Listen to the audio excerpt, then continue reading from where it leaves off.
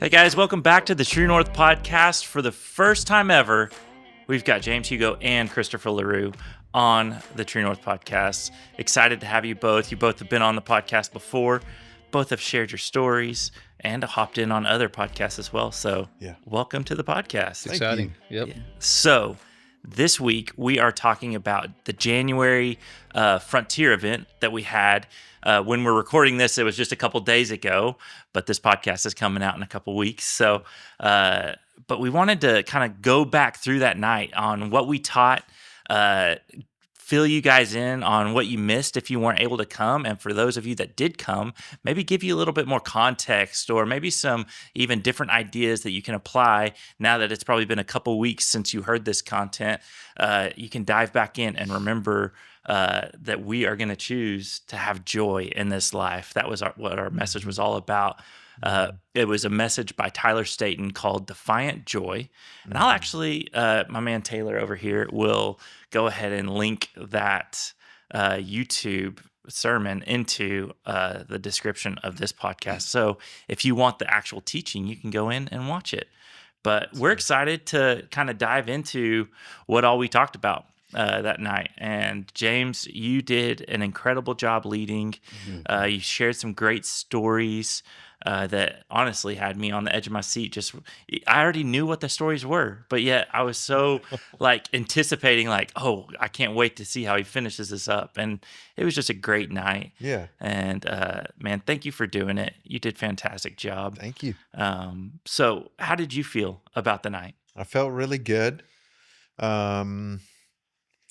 I've told you guys, I feel like God's doing something in my life from the last November base camp. There's just kind of a confidence that God is growing in me. And he continues to provide opportunities for me to do things even like this podcast, and just sit and enjoy it and not worry about saying the right things and performing and just getting caught up and trying to be perfect, trying to be something that God has not created me to do, right? And just resting in who I am. So the Frontier was just an extension of that. And I really enjoyed it. Yeah, there were some nerves. It's not something I do often, but it was fun. The one thing, as I was preparing for it, we listened to Tyler's message. And the one thing I really heard was, don't try and teach anything on top of that. Yeah. Just share your stories. And we relate through stories. And so telling stories is fun. And that's easy, so. That's so good. I thought it went great. Yeah, I did too. Christopher, so Christopher he was the original director for the Frontier. And as God spoke to us of giving more of our volunteers an opportunity to lead those nights, Christopher stepped into the role of kind of just making sure all their P's and Q's are checked and they're going through the process and preparing for that night. And in preparation for this particular Frontier, how did you, I know you listened to the message beforehand and then listened to the message obviously that night. What stood out to you about maybe the feel of the night or the overall theme? Wow. Well, first, you said that you didn't want to do anything perfect, but just to be like who God made you to be. Right. And so just the defiant joy in that, I knew that James was the guy because that's who you are. That's who God made you to be, is joy. And that's not who I am. I am not joyful. It's something I really struggle with. And so leading up to the Frontier and looking at that content, I felt wow, this is really speaking to me in multiple ways. And then through prayer and reflection and just knowing that God is really going to reach out in special ways to a lot of men. Yeah. And I couldn't help but, as you and I talked on the phone, James, to prepare, I could just feel the presence of God and just that joy. It was like I had a fountain on my phone. It was just filling up my office and filling up my heart. And I'm just wow, this is just, it's almost like giddy, bubbly joy. Right. And I'm just, since that time, I'd just been praying that God would infuse that, not only in my life, but into into the True North Nation, into Mhm. all the men, Right. and to all of us. And it's just incredible. Yeah, that's so good. Ryan, how about you? Did anything stand out for you for the night? In preparation or in Just the whole thing. yeah. I think for me it was such a good reminder, and James was perfect for that because he's been Wasn't like perfect. he's I mean, you've fathered me in ways in you're always looking for fun. You're always looking for the joy in things, and that's not I'm not naturally bent to do that. Like Yeah. I'm very task oriented and want to move on to the Mhm. next thing, and to just be more you have to be present to acknowledge what's happening now Yeah. and find the joy in it. um but in leading up to it, I listened to it ahead of time, and then of course that evening as well. um and to me it's amazing at how we have to fight for living in that joy, Mhm. right? Because I can think about stories and situations where I've experienced God. A lot of what we talked about too was like experience, like knowing you have this knowledge of God and who He is and what all that means, but then experiencing Him. Yeah. And even though we have these experiences, and I can live off of that for a long time. Yeah. Like if I have an experience with Jesus, Yeah. like Mhm. that fills my tank for a while. Mhm. But to live in that and Mhm. walk in that moment to moment is really the encouragement, and it's possible. Mhm. We just have to narrow that gap. We have to fight for it. Yeah. Between like living in the muck and regardless of the muck, living and resting in peace and joy and comfort Mhm. that Jesus provides. Mhm. So um, it was really good. It was a really Mhm. good evening. That's so good. Yeah, I heard this message. Just it was a random one I put on in my car a little over a year ago, I think, and just remembering it really stood out to me how powerful of a message it was. And then fast forward to we're thinking about what to do for the frontier, and I was like, and I still remembered like how powerful that one was, and so I go back and watch it, and I'm like, yeah, let's do this one in January, and then the whole plans came together of like, man, James Hugo would actually be a great one to lead, and for him to share stories surrounding what joy looks like, Mhm. um, and then I think I listened to it even two more times, right? Uh, and in all those situations, it was always driving, and that's actually how I consume most of my Mhm. podcasts and content. And I actually that's usually when I can focus pretty well on them. I don't pay attention driving, so I might as well focus on something. But a part of my thing, it was like I haven't totally grasped onto the concept, and yet I've listened to this thing for 4 times now, right? Mhm. And Mm. several of the things in preparation for this event in particular stood out to me as like this is something I can implement to Mhm. start taking ownership over the joy I have in my life, with God, of course. And going to the event, one of my concerns would have been that how digestible is this message for someone coming in and hearing Tyler Staton for the first time? Tyler Staton is brilliant, Mhm. and he also goes pretty fast. Like Mhm. his Yeah. ideas and thoughts are pretty fast, and so you got to Mhm. keep up with it. And so I think part of the reasons in the prior times I had listened, it was so powerful and there were so many good points, but I was having a hard time digesting it. But then sitting down and being intentional about actually taking notes and watching it as Mhm. it came through at the event, man, I felt so empowered Mhm. to really take this message and apply it in my life Mhm. in several different ways. And so I'm kind of what I'd like to do now is to kind of go through what he taught us, Mhm. um, and share just our own wisdom and experiences in our lives, separate of this message, but relating to the different topics in those areas, and go from there. And so, Yeah. like Ryan was kind of saying, that the whole message started out with talking about I have these things I believe, but how do and I know, but how do I Mhm. get them lived out? How do I get them into my bloodstream? Right. Right.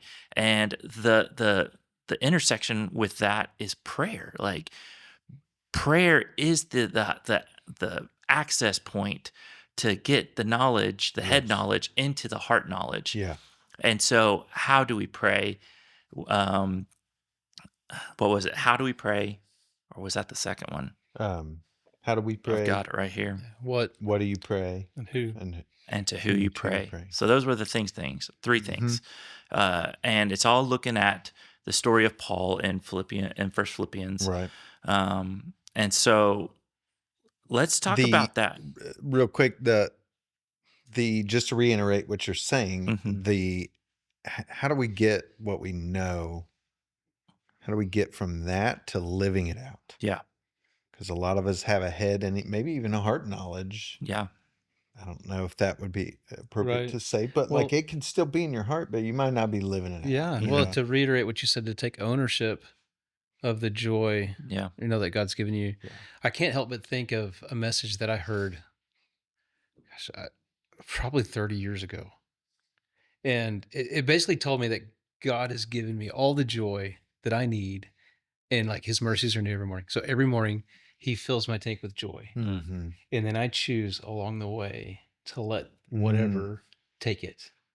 Oh, That's to really like, good. and I'm choosing not only to let it take, but I'm just giving my joy away to the person that slammed on their brakes, or to that schedule that just got squeezed, or to whatever. And I so, don't think you're giving joy to the person that's slammed no, on their I'm brakes. giving it away. I think you're giving something else. Well- let's be honest. Well, I waved. Yeah, you're letting it go. I waved. Yeah. Yeah. So With all fingers. Yeah. Yeah. why you got to bring that No, up? I just So, but just that, I've known that for so long. Yeah. And it's just like, even with the message in your story and from the other night, it's just now beginning to click. Yeah. Like, Yeah. oh yeah, that's, And I think that's something I'm realizing, a point I was going to, and then I got off track, but is that I've listened to this message 4 or 5 times now. And for the first time, I'm really starting to feel empowered to take action. Mhm. Like I know what I need to do next. And so Right. my encouragement is, if you were at the frontier, maybe you need to sit down and watch that message again. If you weren't, and you're going to listen to it for the first time while driving, maybe give it a go again here in a month. But don't forget about the fact that you have access to this, and you can continue to learn deeper and Yeah. deeper as you sit in that message. yeah. So I listened to it twice, Mhm. and then I watched it and took notes. When you have to kind of come Prepare. up behind Tyler Staten, Yeah. after Tyler Staten, and give any sort of message, you want to be prepared. And I really wanted to tie it back to Tyler. And so, but after doing that and going through the frontier, I told Leslie, my wife, I said, I need to sit down and watch messages and take notes and do that more, and listen to messages more than once. Yeah. And I mean, we are not short on content Yeah. in this world.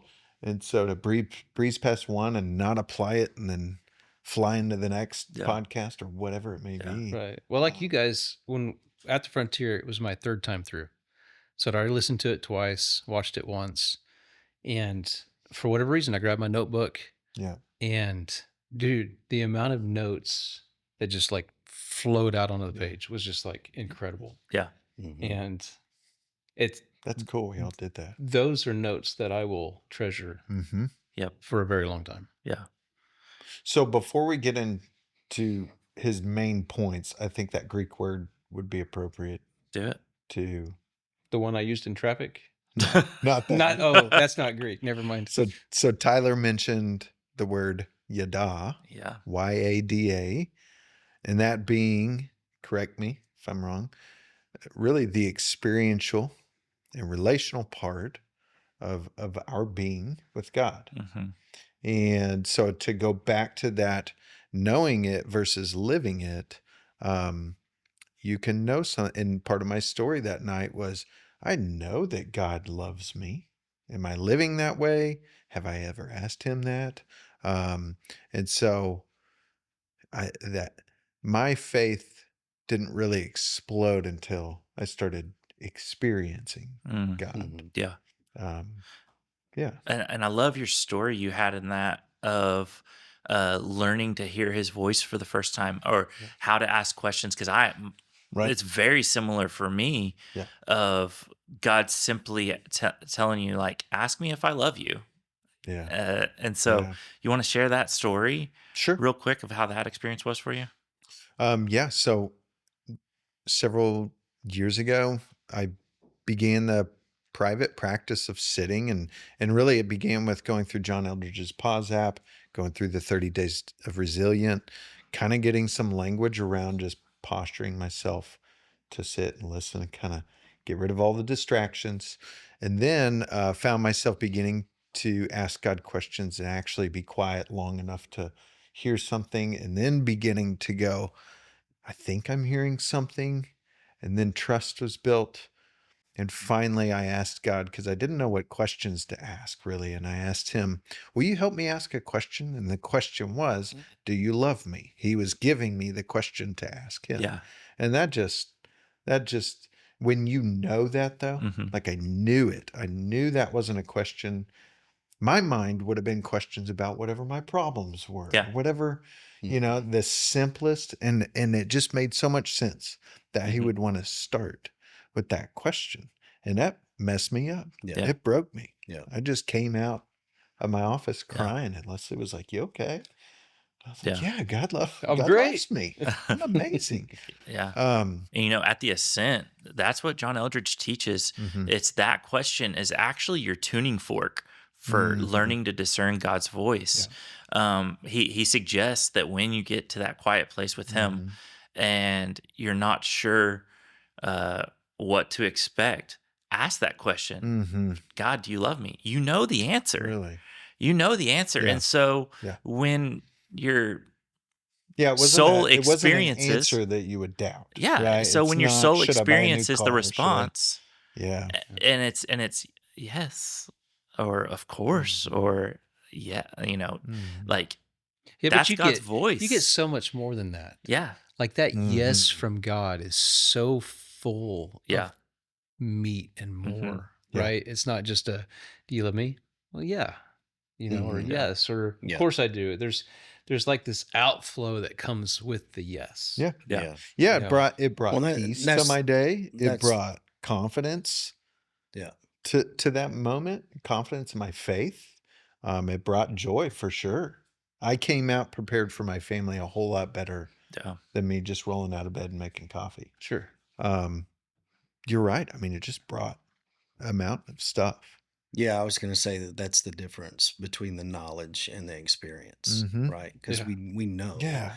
we believe what the Bible tells us. We know that God loves us, but to experience Him saying yes, of course, Mhm. or silly question, no, whatever, but to experience His answer in that and the way that it fills you up in His Mhm. presence, that's the experience. yeah, That's knowing Him experientially versus knowing about. Right. And there's like I'm trying to imagine like how to explain it. Like when Jesus was in the garden and the guards came to arrest him, right? They said, who are you looking for? Well, we're looking for Jesus. He said, hmm I'm he, right? And they all fell down because there's power in his words. I mean, Mhm. something there hmm caused this army of soldiers to just fall Mhm. over, right? Yeah.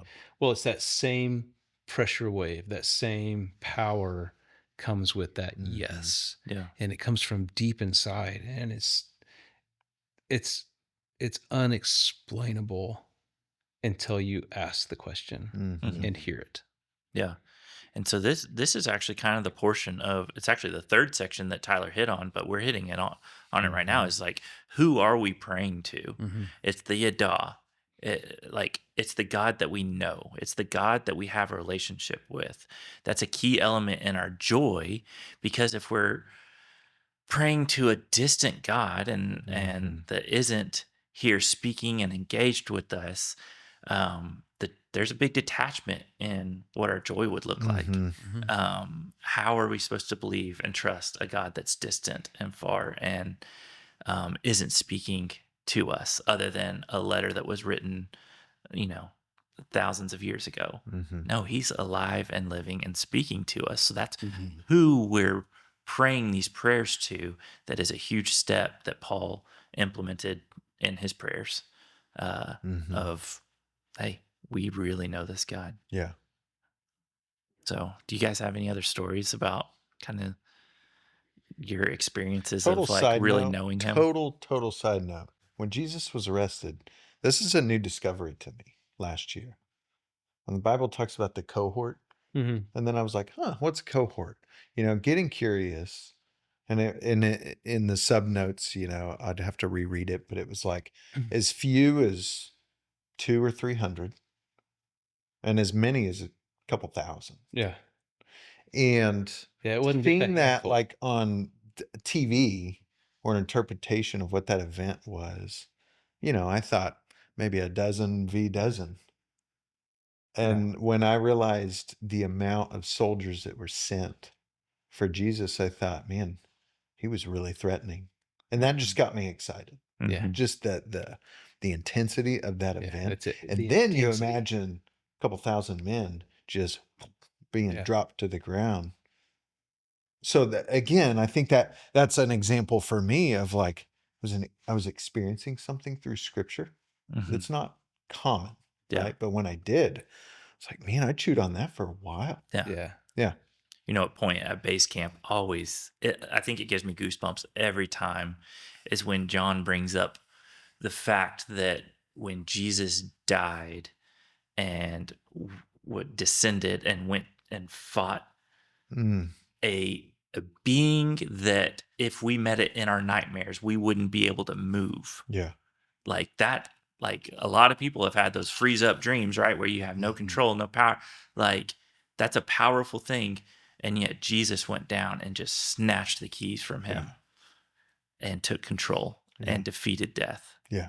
Like that's the Jesus we're praying to. That's the Jesus we have relationship with. Yeah. He's powerful, man. He's a warrior and he's awesome. Yeah. Indeed. Indeed.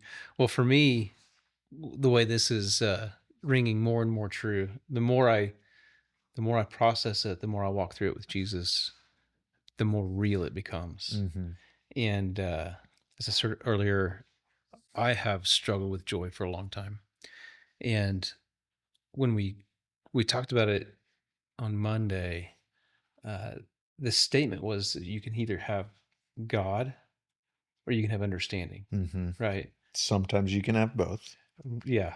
But if Sometimes you there's both. demand understanding, Yeah. if you insist on it, it will create distance between you and God. Right. So there's this gap that we're working on closing, right? Between heaven and earth, between understanding God and understanding life, right? And really what we should seek is understanding God. And so if you listen to my story, we did that podcast, and there was a really good decade in there where life was a struggle for us.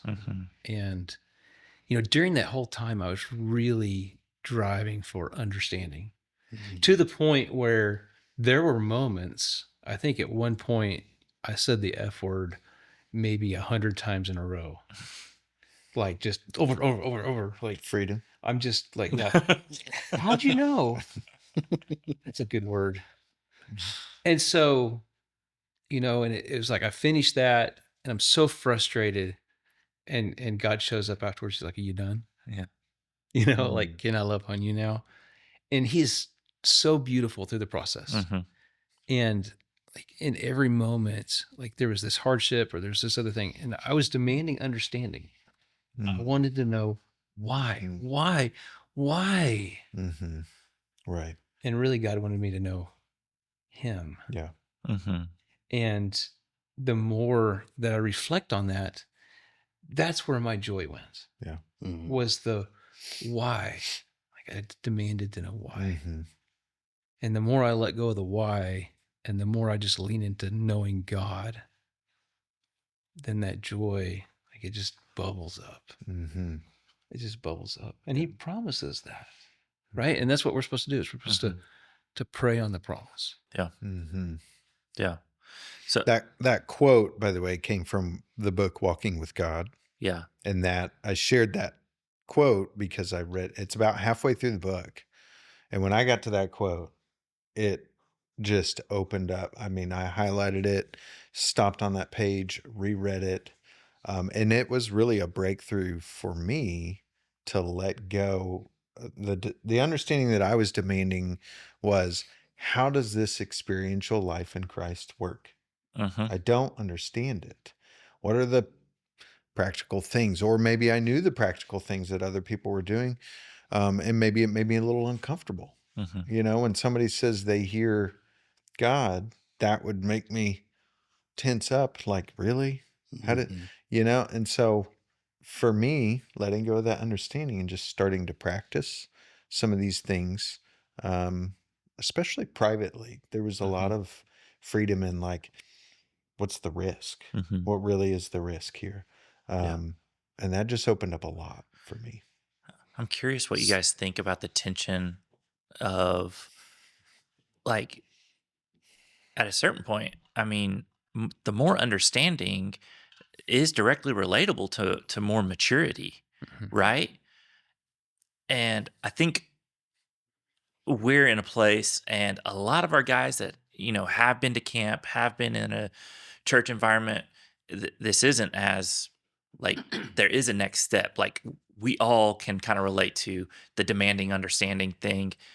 But I'm curious if you guys have a thought on, like, what do you think the breaking point is? Like, because early on, more like, for every bit of understanding you get, you do mature. Like, the more you understand about God, you get there. It's like the head knowledge stuff, right? You keep gaining that, but there does come a certain point when you have to give that up, or the need to know why. Do you guys have a thought on that? The thought that's coming to mind for me is, like, knowing everything we know about God, even growing up in the church, and that he's good and has plans for us and all these things. And then often our experience here on earth doesn't match up. And so the demanding and the understanding often is not to understand God, it's to understand our situation or our problem.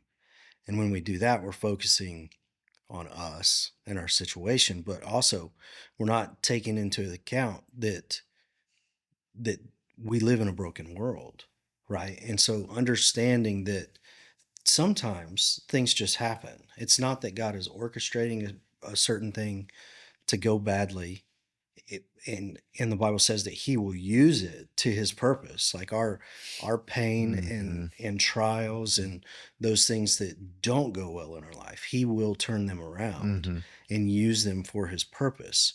But it doesn't, like, in my mind, like, I think about early on growing up and being a Christian, I viewed it as being very transactional, right? So, like, if bad things are happening, I must not be doing something right. Like, what am I doing wrong? Right? And again, it's not I wasn't seeking to know God more intimately. I was seeking more understanding on how I could make things play out the way that I wanted to. So there's an aspect of surrender there and just trusting God and his plan. But then too, there's an act of seeking his face, and not focusing on myself, really. Right. And I think that's what closes the gap, is just understanding. Like, we live in a broken world, and things are going to go poorly. But I'm taken back to, like, just like the Bible, the tree in the garden, and God, like, stuck this forbidden tree of knowledge right there in the middle, right? And, like, don't eat from that tree. And I think that what you're saying right now just really resonates in this picture, that God didn't want them to go to the tree. He wanted them to go to him for the knowledge. Right. And so, like, looking back now, the more I go to God, the more understanding I have, even of the places in the past where I was like, why? Right. I can look back now and I know exactly why. I can see exactly what God was doing. And he's walked me through that today. And so the more I go to the tree and demand the why, is my focus on me, right? And I'm avoiding God because I'm demanding the knowledge. But the more I go, I forsake that knowledge and I just go to God, then it's that you can get both. Right. And it may not be both right now. Oftentimes it's in retrospect, right? Right. Like, we get down the road and it's like, oh yeah. Duh. Yeah. Yeah, I see that. It's obvious now. Yeah. That's really good. Yeah. Um, so let's talk about the how Paul prays, and maybe what stood out to you guys, and maybe what you've practiced and had experience with. Because in this, he talks about, you know, having the real connection of, yeah, we're on this earth, but we have the power to pray prayers from heaven due to the authority that Jesus gave us through his death and resurrection. And then there's also the element of our actual physical posture of kneeling and what that does for us. Do you guys have experience, maybe trying things in your prayer life that of how you do things and things that have worked for you guys? The kneeling part is something that I'm not good at. Mm. It's a place that I can grow. I feel like I'm pretty good with the conversational walk. Like Jesus joined me as I'm going through my day, Yeah. and he does. He's Yeah. gracious to me. Yeah. And the fact that like I'm being the arrogant one and he's joining me when really like he's the ruler of the universe and who am I? Right. And so it's the stopping and being intentional about, okay, I'm gonna wipe out everything else and take this time and sacrifice it really to Jesus and whatever he wants. And it's that time of what do you want me to ask? What do you want me to pray? What do you want me to do? And I mean, I've been intentional for the last few weeks. I mean, really intentional, and it's been really fruitful. But I mean, if I'm really honest, it's something that's been sporadic throughout my walk where like I'll do it well for a period and then not for a period and then do it well for a period and then like iffy. Yeah. But what I will say is that when I do that, my pace changes. When I do that, my attitude changes. When I do that, my language changes. And there's something more in the stopping and kneeling and sacrificing that time to pray. Yep.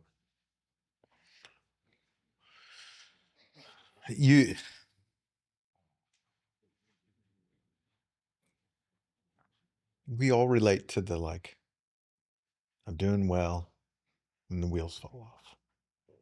These moments, and I think that's just a lifelong thing. Yeah, that's the journey. Yeah. And what I'm slowly learning is when like shame or guilt gets in there for what I'm not doing that I once was doing. Couple things. One, I'm the master of trying to recreate what once was and not settling for anything less. Instead of, God, how do you want tomorrow morning to look? What do you know, I this worked last year. Should work this year, copy paste. Yeah. So that, and then I think I'm learning that like the guilt and shame is it's a me thing, right?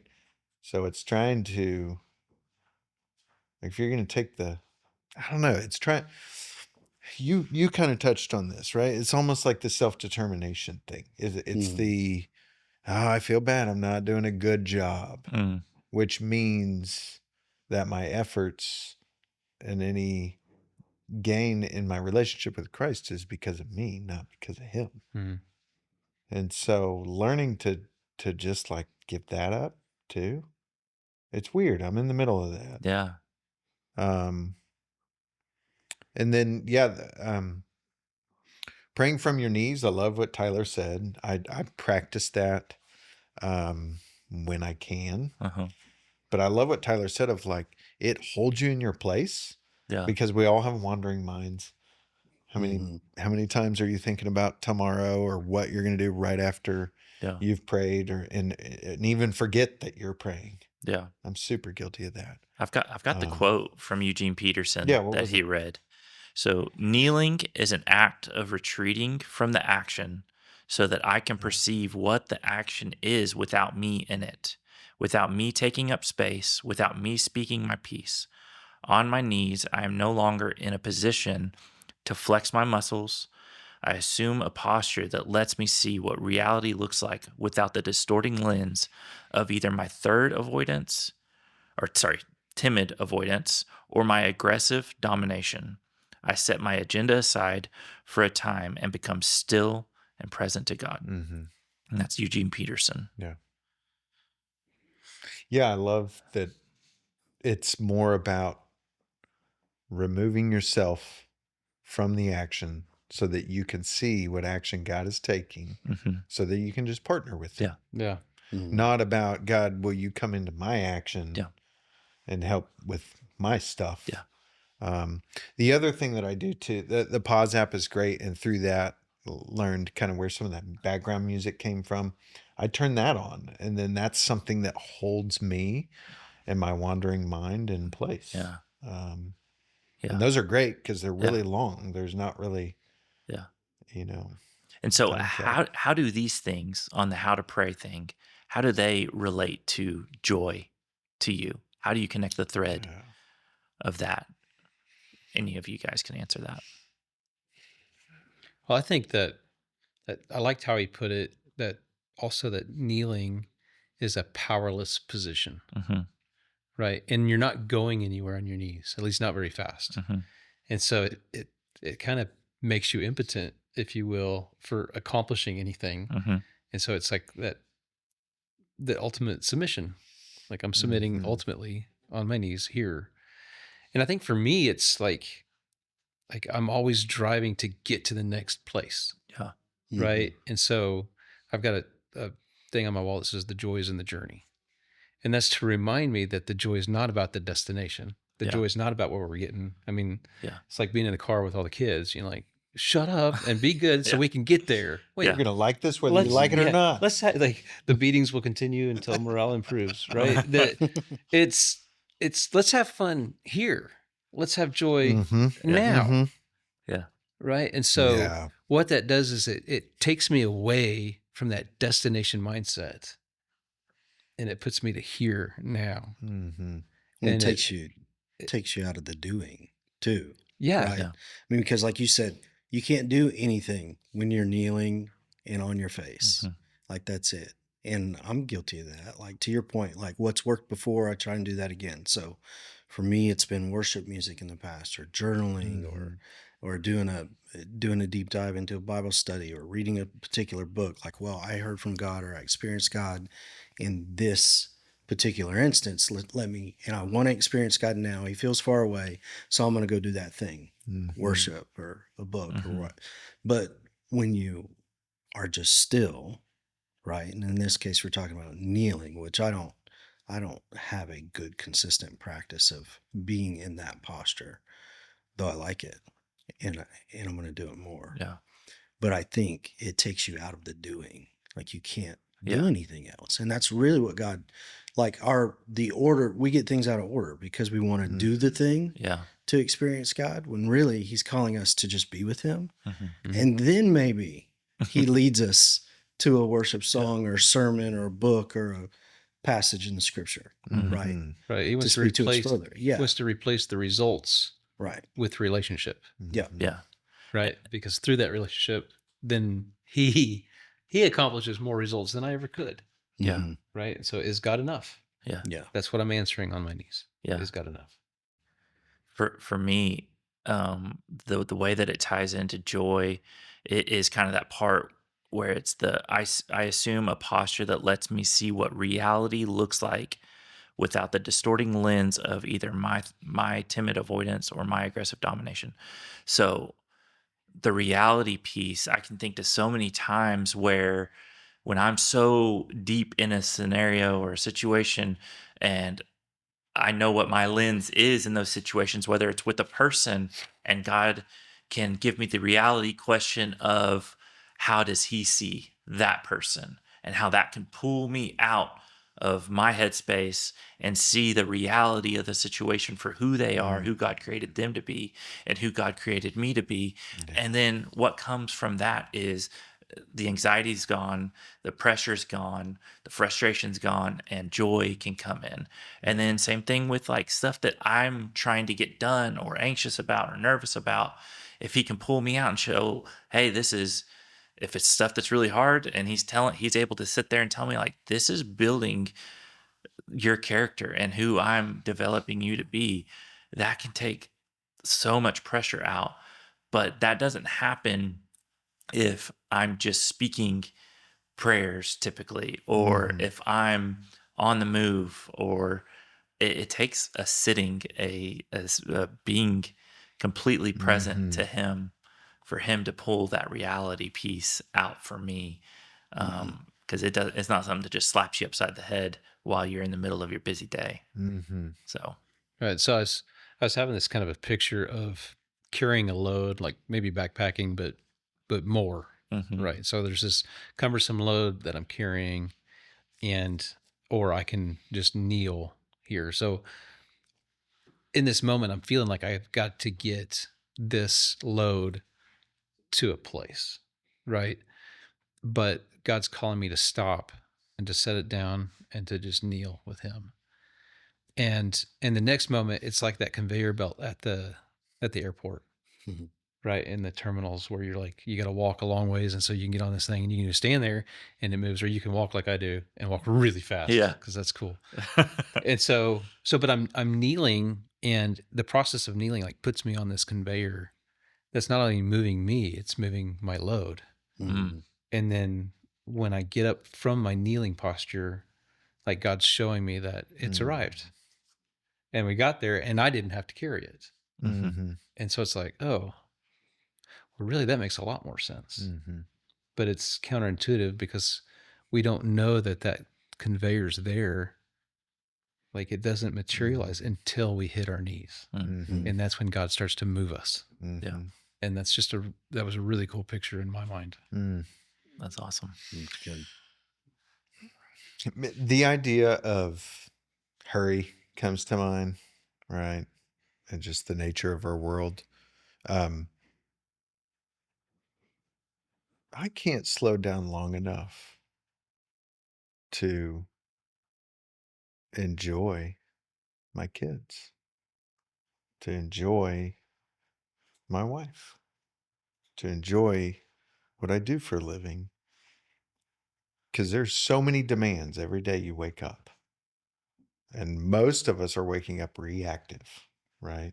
The first thing that comes to mind, not the most important things. And we usually have our priorities flipped, right? Yeah. And so prayer from a submission point, and learning how to pray some different prayers through the Pause app positions me to see the most important things, to see, like, I was looking at Blake, my daughter, the other day. She's 6. And just the sun's coming in through a window and it's hitting her hair in a way. And I just wanted to remember that. And those joyful moments are available in just an enormous amount is available to us. Yeah. But we have to see it. Yeah. We have to slow down long enough. So prayer slows me down. Yeah. And things that would it stretches normally that get muscle to slow down the rest of the day too, right? So you start your morning with that, and you're working out this muscle that then you have the ability to stop your mind and be present. That's my thing. Is like my mind. I'm actually not all that physically busy. Right. A lot of my times, especially in the evenings, like it's very reserved for family. But my mind is always going 100 miles an hour, Right. thinking about the next thing or next dream or whatever. But whenever what you're talking about with the prayer can flex that muscle for me to stop my mind and enter into presence with my family and pick up on those moments. I realize it in my work too. So things that would normally get me spun up, a conversation, a negotiation, whatever, I can approach that with just a lightheartedness, and conversations go differently, and I don't get super reactive and start making quick decisions, and my decision making is better and all of that. I do have a funny story from last year. I was reading Ruthless Elimination of Hurry and praying Yeah. like this at the same time, and God was just like, this was a couple years probably, but God was really pressing in that part of the book that says race to the back of the line, and it was just a practice he had to just slow himself down. And I started doing that at base camps. And one, I don't get seconds, and I'm usually healthier. Um, but so the practice of slowing down. So when I was doing this, we needed something from the grocery store the night before Thanksgiving, not where you want to be the night Nope. before Thanksgiving. Nope. But as I learned to slow down, you just enjoy seeing people. You enjoy a task that you wouldn't want to go to. And you just kind of embrace what it is. Yeah. So I find myself in this super long line. I don't know if I've told you guys this story. I think I have. Yeah, I've heard it. Super long line. I'm at the back, and they're probably 20 people deep. And I have one thing. I don't know. We'll say it was sour cream. One thing is sour cream. I'm just standing in line, and these people have just tons of stuff in their carts. And I feel inspired, and I really feel like it's a God moment, this sarcastic thing, to just act like I didn't realize tomorrow was Thanksgiving. So I looked at this lady behind me and I said, there is a lot of people here. Is there something going on that I don't know about? And she looked at me like I was the dumbest person. And then I was like, I'm just messing with you. And like several people around heard that. And like the posture of everybody just kind of dropped. Oh, wow. And we chatted kind of the whole way to the register. Mhm. And it's those moments that I think God wants to reclaim from we're spun up, we're stressed out, we're we just need to get in there and get out, but we're missing all the beauty Yeah. around us all the time. Yeah. All the time. And you brought heaven to earth in that Yeah. moment, literally. And I brought sour cream home. And sour cream home. That's a great story. Yeah. I'm glad you shared that. Yeah. That's really cool. Next, I would like to dive into kind of the third point. And I think this was my favorite thing of all the points, and it was my biggest takeaway. And it was the what to pray. Mm-hmm. And in this what to pray, he talks about, let's see. Paul prays promises, not problems. Mm-hmm. And how we go into our prayer time so often with requests and demands and all these things. And Paul's going into his prayers knowing the needs around him. I mean, he's in a jail cell, Mm-hmm. and yet he's praying the promises of God over his life. And I'm very thankful because, James, you actually gave everyone in our men's group that Promises of God Mm-hmm. book. What was that, about a year ago, probably? Mm-hmm. And this message was like, I was like, oh, like I have direct access to where I don't even have to like memorize where they all are in the Bible. Like it's just there in this little book. Yeah. And so for our audience, like hop on Amazon. You can there's actually a bunch of different $3 or $4, versions too, and they're all super cheap. And it's a little pocket sized book, and it's got just all these promises of God, and it has a topic that they're all related to. And so hop on and find that. But man, that I'm really excited to use that as a weapon in my life to go and have more joy. And like I said earlier, have more say so over my joy instead of just letting the world take me over because I'm just sitting here like, God, come, please, requesting all these things. And it's like, no, I'm going to start praying these promises over my life. I did it last night. I went home and it was weird. Like I was anxious, and I've experienced anxiousness plenty of times. But this time, like I didn't have a reason for it. I had gotten up pretty early in the morning, and I was tired when I got home, and I was like, I'll take a little 15-minute nap. As soon as I laid down, like I couldn't go to sleep. I couldn't, my heart was beating. I was like, what is going on? And so I went in my closet and I sat there for about 15 minutes hoping that it would change, and it just didn't. And I just prayed like, God, this isn't from you.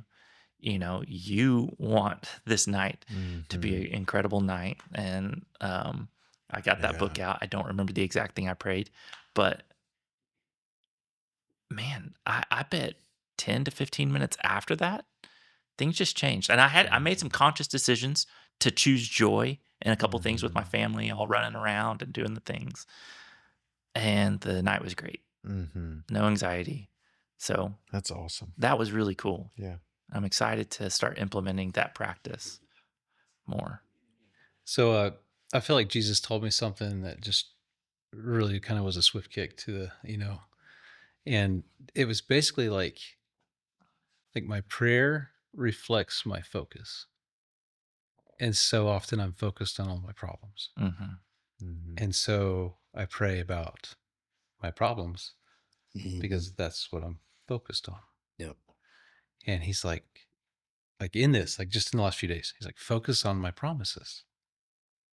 And so like not just pray the promises, but like through the day, focus like on, what am I focused on? Am I focused on the problem, or am I focused on the promise or the blessing? And the more I focus on the promise or the blessing, the simpler, I'm not going to say easier, the simpler it is to pray in the same manner because I'm already there. I don't have to like stop, kneel down, shift gears. Like I'm already focused on the promises. So when I stop to pray, or when I pray conversationally, like I'm not like, did you see that knucklehead? Do you see this problem? Do you see this thing? Like, why won't that work? And it's like, hey, thank you. This is really cool. Or look how beautiful that is. Or like the lights come on and the beauty just comes out. Yeah. And it's just such a different frame shift. Yeah. In just everything. And there's joy. There's joy. It's right there. It's crazy. It's cool. Yeah. That's good. James, I think it'd be easy for people to look at you and be like, well, I just don't have that. I don't have like just that simple grocery store story, right? Like they just don't have that ability. That can be an agreement a lot of guys could make right now. But I think it just needs to be known that like you've had such intentionality of making those decisions in those moments that comes more to it is a little more natural for it to come to your mind of that you have that decision to make in those moments. But it started many years ago. And I'm believing that men have that access as well. And so my challenge for the men listening would be like, maybe you don't have it every day that this decision comes to your mind where you're aware that, oh, I need to choose joy, but it's going to happen. So joy, right, is the fruit of the Spirit. Yeah. It's the fruit for everyone. Right. Right. So it's not a personality trait. Yeah. Yes, I think it can be easy to look at an extroverted person who likes to laugh and have a good time as there's a picture of joy.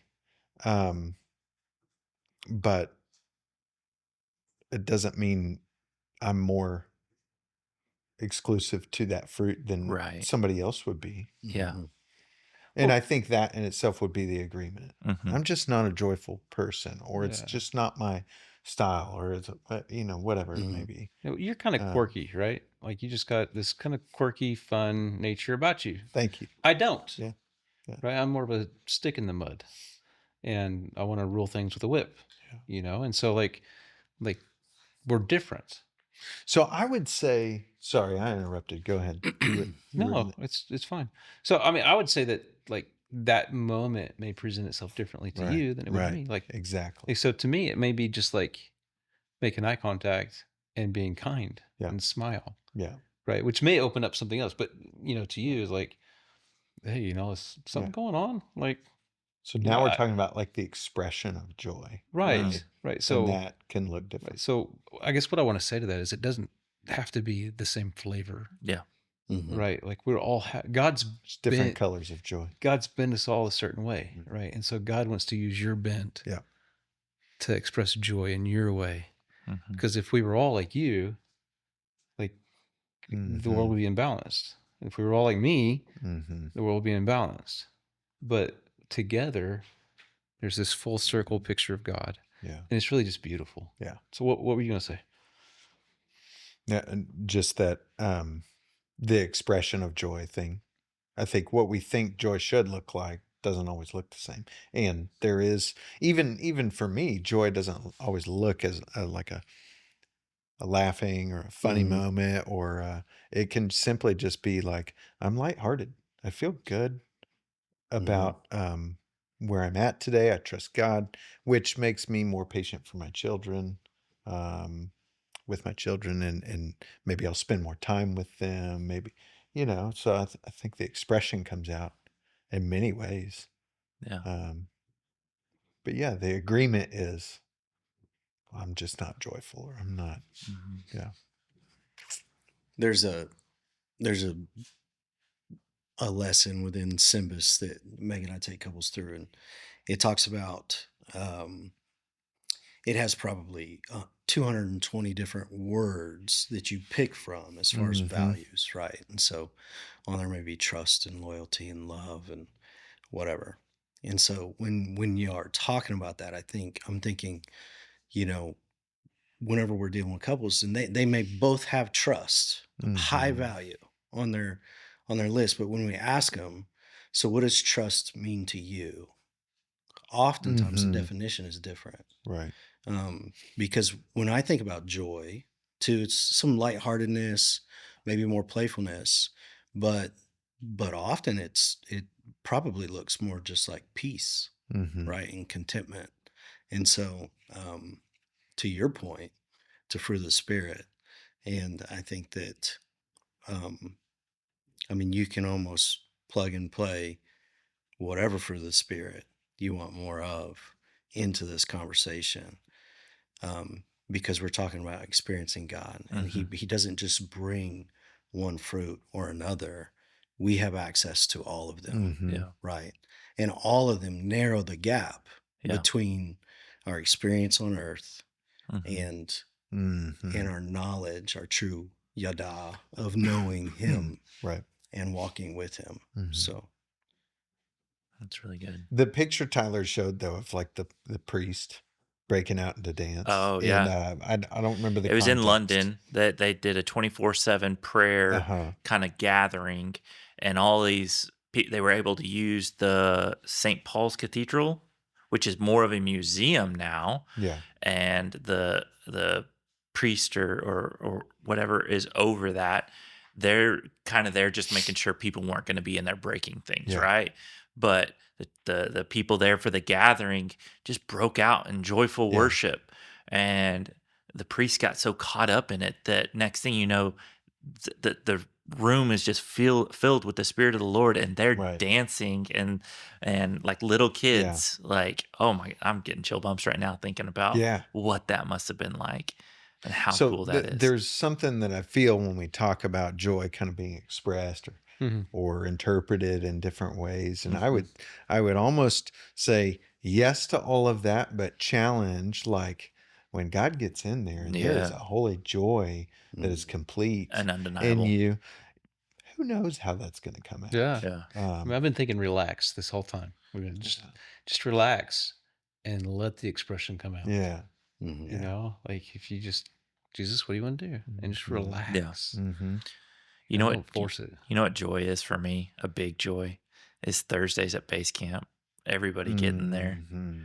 not having a clue what they're stepping into. Mm-hmm. Especially those first timers. I'm sorry. Yeah. If you haven't gone to base camp, you should go to base camp. Yes. It's Oh Yeah. my just gosh, full on though. step That into it. day, every time is so like, oh, it's just joyful. Joyful. So can I ask, how do you experience joy? Like, maybe not how do you experience joy. What are some recent examples of how God is incorporating joy into your life? That's good. We had the snow last week. And honestly, I would have been just fine not playing in it at all. And I would have just stayed mellow throughout the whole Mm-hmm. couple days, right? But the family insisted on, like, we're going to go sledding. And I'm like, we don't have anything to sled on. So I'm being Debbie Downer already. And then they looked through the garage and they actually came they all were kind of sad because there really wasn't much. But then I was like, oh, what about our pool floaties? And they're like, yeah, we could do that. And so we had 2 pool floaties. One was a inner tube and one was kind of this U-shaped thing. And we just drove over to a bridge by our house that had a real good slope by it. No one had even been sledding there at all. And I'm once again still being a Debbie Downer because I'm like, where are we going to park? Like, it's a 2-lane road. Like, there's nowhere to park. And as I parked, like, which it was kind of far away, and I was like, are we really doing this? And Jess is like, she's giving me the business. Like, are you trying to be negative right now? And man, we went out and we had so much fun. The kids, and I've got a 5 and a 7-year-old, and our 2 older girls were out there with us too. Everybody was having fun. Yeah. I heard my back crack a couple times that I'm like, dude, this is really what getting older is like. Like, I used to be able to land on the ground 100, like I was a goalie in soccer. And so landing on the ground is literally what I did from age 5 until 20 something. And now I fall one time on the ground and I heard about 5 or 6 cracks in my back. And so, but man, it was so much fun. And I continued to jump and hit the ground hard even after I realized I'm too old for it, but because it was fun. And so that was a lot of joy. There's a lot of times that are similar to that where my natural bent is to be sloth, a little bit lazy, like just stay comfortable and peaceful where I'm at. But choosing to go and do stuff is really good for me a lot of times. And I'm really hoping my wife doesn't hear that because she's going to challenge me on that because she's a go-getter. She wants to go and do all the time. And I'm always like, do we have to go anywhere right now? I'll tell her to listen to this message. Yeah, she will. She listens to all of them. So what about you, Christopher? Man, I would say that naturally joy doesn't happen for me. Yeah. Like every once in a while, God is gracious and he just like dumps a bucket of joy on my head. And it's like, wow, that was cool. And then I go back to being mad all day long. And then, but what I've found through the years and do my best to practice is that I have to look for it. It's elusive. Like when my almost 2-year-old little girl brings up this toy and she wants me to play with her. Well, that can be a bother or it can be a joy. And it's 98 times easier to be bothered than it is to be like caught up in the joy of that moment, right? And I fail at this a lot, but the goal is to try to find the joy. And there's almost joy in finding the joy, right? In the hunt for it. Yep. It's like it's God's hidden it in all these little places that we get to go find it. And the more we do it, the easier it becomes. And the easier it becomes, the more joyful it becomes. And the more joyful, it's like this snowball that gets bigger and bigger and bigger. And it's a practice. It's really, for me, it's a disciplined practice to find the joy. Is it hard to find it? For me, sometimes it is. So take that example of like the toy's broken. No, it's not broken. She just wants me to play with her. Oh, okay. I thought you said something. Yeah, it's like a shape sorter or whatever. She'll bring it and rattle it. And she wants me to dump them all on the ground and hold it so she can put them in it and then dump them out on the ground. And it's just like, where's the joy at? The joy is in her eyes, right? And so when I look through her perspective and I get to be daddy with her and get down on her level, like the joy comes. But if I'm like, again, like we just did that for 45 minutes. Like, why are we doing it again? Like I've got stuff to do, right? I can be bothered by it. And I can do that. I can allow myself to be bothered with pretty much anything. Right. And so I think the key for me is to crawl my happy butt down off of my throne and find my rightful place as a servant and start finding the joy in all the pieces And the more I look for it, the more I see it, and the more I see it, the more it manifests, and like it just happens, right? That's so true. Yeah. But my natural tendency is to get out of my way. I got something to do. Yeah. I don't have enough time. I'm already stressed, and I want to be mad about it, right? And then if you ask me about it, I want to whine about it and feel sorry for me, or whatever, right?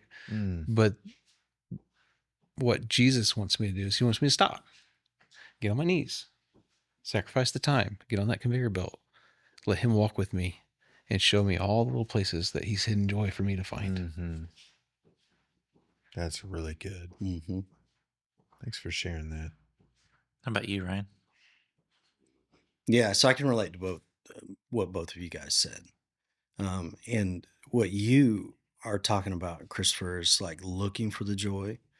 A little bit unlike you, I don't recognize it whenever it's happening. And my natural bent is not to be angry or whatever, but it's just to move on to things, to the next thing, right? And so I have my natural, the habit that I've created in my life because of my story and wounds and whatever, has been to just go to the next thing. And it's robbed me of, like, it's kind of regulated my lows, right? Which on the surface is good, but it's also robbed me a lot of joy, of really good things in my life. And so I've been going to counseling, and one of the practices he's really pushed me into doing is taking inventory every day. And like at the end of the day, whether I journal or just ask myself, like, where was the win? Where was the loss? Like, what did I not like about today? It helps me be way more present. But then in the inventory of the day and what has happened, it's like, we live out in the country, and so often I'll see wildlife, a lot of hawks. I love it when I see hawks. But even when I see hawks or deer or turkey or whatever, it's like, I'll be like, sweet deer, like, get out the way. I'm headed somewhere, right? But in the inventory at the end of the day, I remember, like, it was pretty cool seeing that deer standing up on the hill. And you just see the silhouette of its antlers or whatever, right? And so, or in, working out with my son and watching him push himself and really dig in to being better, or, watching Molly step up and do something that she's uncomfortable with, but she won, right? She won in the sense that she pushed through and accomplished what she was trying to go after, or, conversations or coffees with guys. But like, because for me, at the end of the day, typically I would just be like, okay, what's tomorrow? What's tomorrow hold? And be looking toward that, as opposed to really, really taking into account of what has even happened today. So this year, that's probably been the biggest win of 2024 for me, is that practice of taking inventory of the day. But a lot of that has brought joy because I'm reminded, because I'm looking for the win, right? It's easy to remember the losses or the things, the failures, or the things that you didn't get checked off the list. But at the end of the day, when you have to look for it, it was really difficult in the beginning. And it's still difficult at times, but I'm better at it. And that brings me joy. And it's kind of stacking up. It's like there's like interest paid on that. There's some dividends in the sense that it's easier to find, and it's accumulating, right? It's building up. And so that's been my experience. The more you see it, the easier I would imagine it would lead more towards being able to experience it in real time, in the moment. Yeah. So, James, for you, I hear joy in play. For you, I hear joy in sacrifice, right? Laying down your agenda to love and be with your family.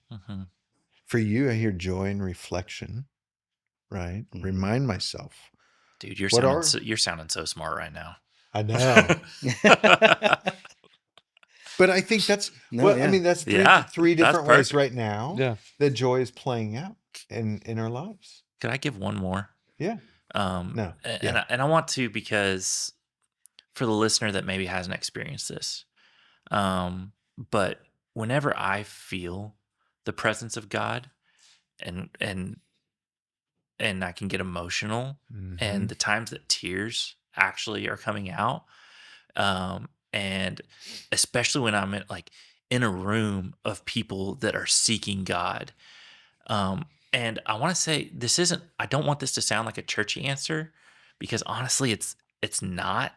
Like, that's actually kind of a rare occasion at church in my present situation. Mm-hmm. But there's been so many conferences. I mean, when we went to Portland to see Tyler Staton for an extended conference, I mean, a lot of tears were shed. A lot of people were just passionately seeking God, and a lot of experience of the Holy Spirit Mm-hmm. happened. Yeah. And then when we've gone to see Eldridge, a couple different conferences and Yeah. retreats, I mean, whenever you're in a body of people that are just sold out, I mean, Mm-hmm. man, that is the joy that could sustain me for the rest of my life. Mm-hmm. Yeah. And I say all that thinking, I know a lot of our True North guys have experienced that. Mm-hmm. But if you haven't, man, there is joy in the Lord. There is joy in the Holy Spirit. There's joy in a true relationship with Jesus in these type of environments that it's addictive, and Mm-hmm. it's beautiful and wonderful, and it's available. And so if you haven't experienced that at your church, don't just think that that's not available to you, because, oh man, Mm-hmm. it's one of my favorite joys Yeah. that there is. So joy in spirituality, or joy in I'm trying not to put a cap on joy too, Yeah. right? Yeah. On just like what type of joy I experienced in this point in my life, yeah, that yeah, I can't experience far greater than that. yeah. It would be absurd to believe that That's this so is good. as good as it gets, That's you so know, good. on earth as it is in heaven. Yeah. For me, yeah, joy plays out naturally in play, Mhm. for sure. Reflection, a lot. Sacrifice too, I think. And I think we'd all relate to those. And I'm Yeah. sure Yeah. we could lengthen that list. Most recently for me, I did something fun for a family that was inspired. I don't know if you've ever been inspired or excited about something, you're laying in bed and then you just start daydreaming it. And then it's like 3 o'clock in the morning and it's a good can't sleep because I'm Yeah. just so excited. And I dreamt up this, like, I called it Secret Family Fun Day. And I was feeling down on myself on bringing play. So joy for me can be easy outside the home. Inside the home is where everybody knows Mhm. every bit of my life, Yeah. and you're living on top of each other, and So things are true. more difficult. So Yeah. true. And so I was feeling convicted on not bringing that joy to my family. And then there was also a level of sometimes, sorry, Leslie, sometimes I pitch ideas or like, hey, why don't we go do this? And it's like, no, maybe it's not the right time, or, XYZ. Right. And there's many good reasons, but I was inspired to, like, hey, I'm going to plan out a day that only I know what it is. And it does multiple things. It makes Leslie uncomfortable because she wants to know what the plan is. Yeah. And that's okay. There's fun in that adventure. She kept thinking, you're going to tell me, right, what it is. And um and I put on a cape Mm. that Blake had in her room that only came about halfway down my back. Blake is my daughter. She's 6, and then Brady is 8. And I said, everybody sit on the couch, family meeting. And I said, stay there. I went to Blake's room. I put on her cape, and I had a foam sword and a Happy New Year crown. And I came out just looking ridiculous. Yeah. And I came out and I just owned it. I walked around with that sword on my shoulder, and I declared that was the first Secret Family Fun Day.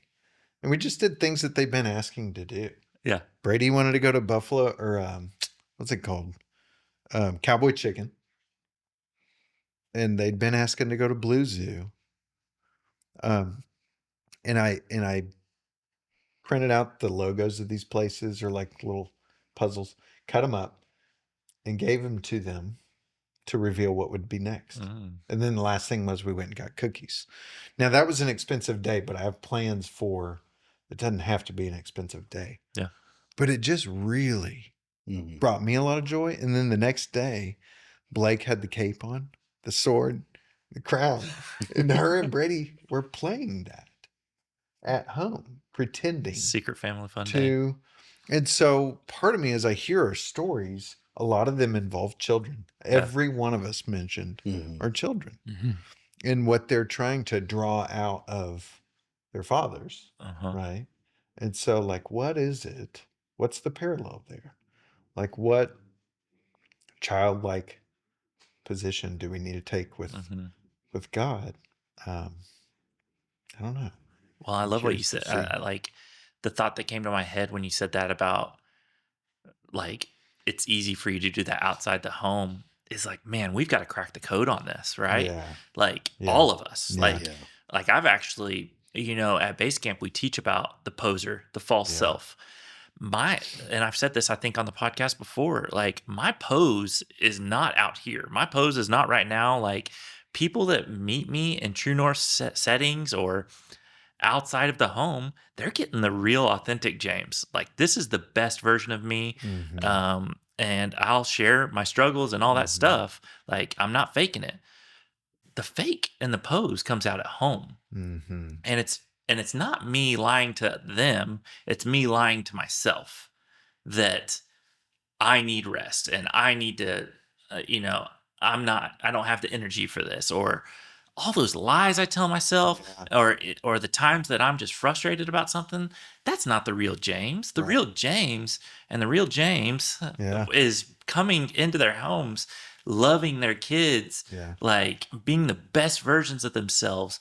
And there's spiritual warfare that's happening, that's getting all of us like shutting down, and we're not our best selves at home. And obviously there's natural things that are in the way of, they do know everything about us, right? Like, they know all the dirty details and all the failures we've had. And some of it is keeping score, but a lot of it is spiritual warfare. And a lot of it is, I think True North could be positioned to crack the code on this.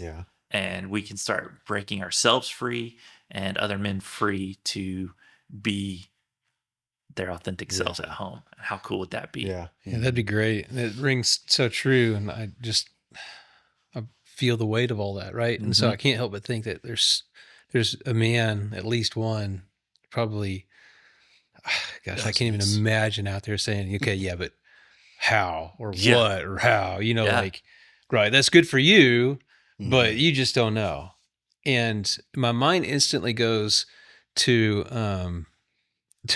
I was told one time that the hardest part of running is putting on your shoes. So once you get dressed, totally disagree, and you put your shoes on, like, then you're more apt to maintain the discipline. Right. And so then you go out and you'll actually do it. Right. But if you never put your shoes on, you'll never go run. Yeah. Right. And I can't help but think that this is a lot like exercise. The more you do it, the more proficient you get at it, the easier it gets. I mean, it's never easy, right? I mean, let's face it, running always sucks. There's some people out there that are like, I love to run. I'm like, you're an idiot. Yeah. Running always sucks. But the more I run, the easier it gets, right? Or the more weight I lift, the more weight I can lift. And so, like, my admonition for you guys out there in all of that is just put your shoes on. Just take the initiative to, like, okay, I'm going to do it. Whether you actually go run or not, just put your shoes on, just lace them up and begin that exercise of, like, try to find the joy. And if it doesn't work, then try it again. And if it doesn't work, then try it again. And eventually, I promise you that Jesus is going to show up in that moment with you and be like, it's right here. Come over here. It's here. And oh, wow. And you'll have it. And then you'll have the hunger. Put your shoes on. You get some more. You get some more. And get some more. And I mean, I'm talking to myself right now. I mean, if I'm honest. And, like, I want to go home today. with joy. Mm-hmm. I want to I want to walk in the house like my hair's on fire. Like, just like, wow, I'm here. Mm-hmm. I love you guys. And I just want to bathe everybody in that. Yeah. Mm-hmm. I probably will fail. Like, but I'm not going to walk in the failure. I'm going to trust Jesus that I'm going to go home and I'm going to spread joy. Mm-hmm. And that's my focus. Like, I'm going to commit not only Yeah. to you guys, but to everybody out there.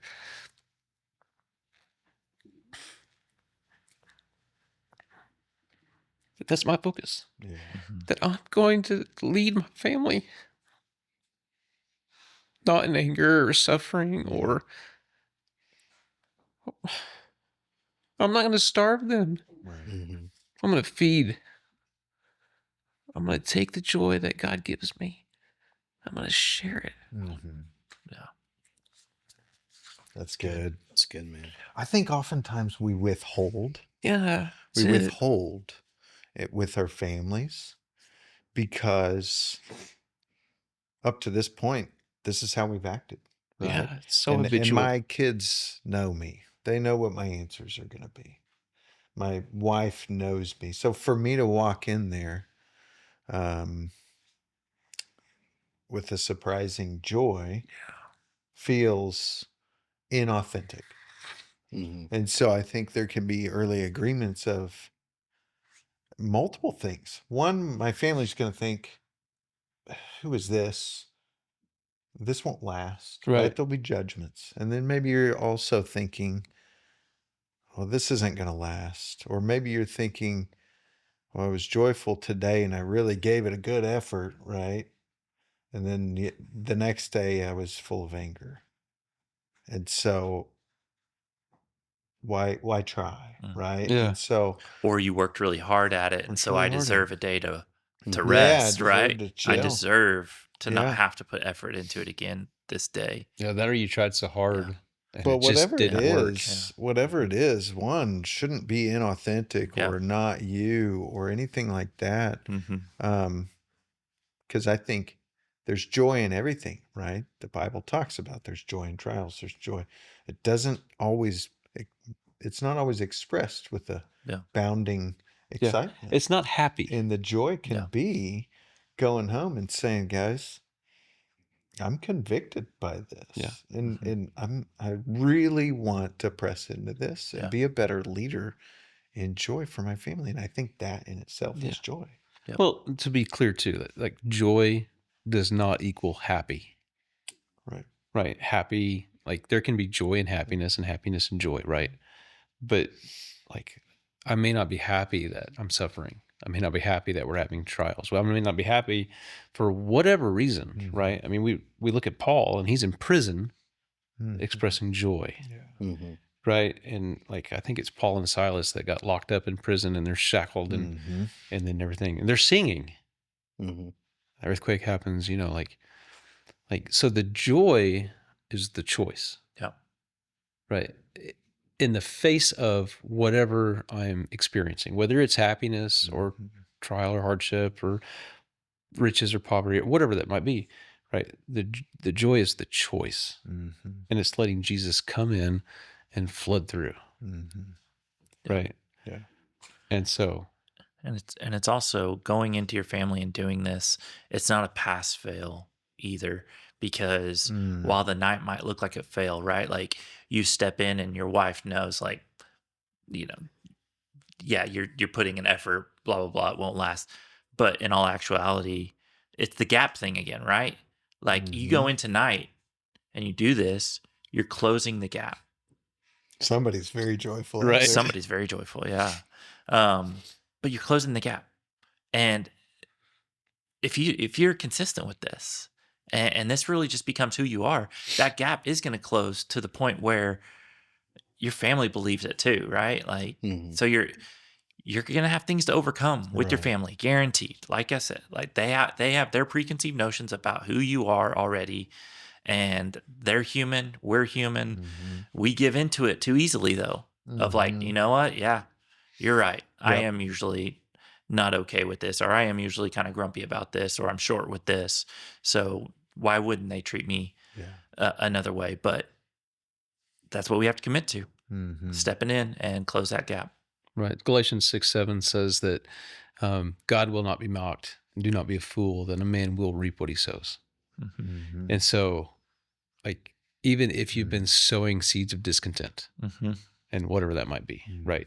Like, that will harvest and you will have to reap that. Yes. But you can choose a different seed today. Yes. Right. That's and, good. And begin sowing seeds of joy over Yeah. the seeds of discontent. That's so And better than what I said. So much better. My prayer would be that harvest overtakes the other. Yeah. Right. And so there's going to be a time there where the seeds have to germinate and sit in the soil and be watered and grow before you can harvest that. Yeah. But like don't just write it off because it didn't work. Yeah. Right. Choose today.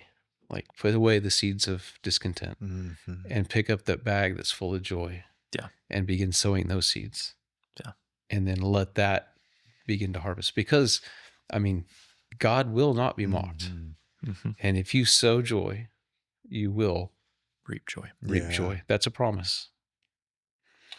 Yeah, I'm sitting here processing how, joy comes from our Heavenly Father, but then we have the gift of being able to share it with others. And I'm thinking of Brady, and he has these, I don't know if your kids have these at different ages, like these expressions that you're like, or these ways of describing something that are like, that's interesting. That's a cool way of describing that, or weird, or whatever comes up. But oftentimes when I choose to sacrifice the agenda or my energy level or whatever and engage in something that's really important to him, but it might be super simple. You know what he says? He'll pause and he'll go, Dad, I had that happy feeling in my throat. You know, when you kind of well up, and I think that's what he's talking about. Yeah. And he'll say that and it'll blindside me because it might be the dumbest thing that we're doing, but it's so important to him.